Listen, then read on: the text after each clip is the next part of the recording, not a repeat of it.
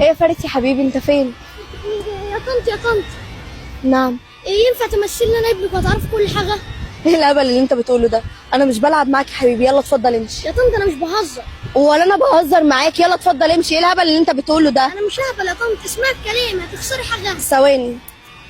الو، انت فين يا فارس؟ اه يا بنتي انت فين؟ انا مش شايفه. ايوه يا حبيبي، وقف في المكان اللي اتفقنا عليه. ايوه، انت اللي لابسه اسود واقفه هناك.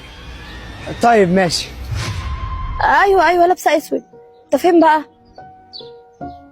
اسماء ازيك عامله ايه؟ ازيك يا فارس، عامل الأخبار؟ ايه؟ كويس بس الحمد لله. بجد زي القمر، بعيد عن الصور والفيديوهات والكلام ده. شكرا، ربنا يخليك. مين العسل ده؟ أنا ابنها.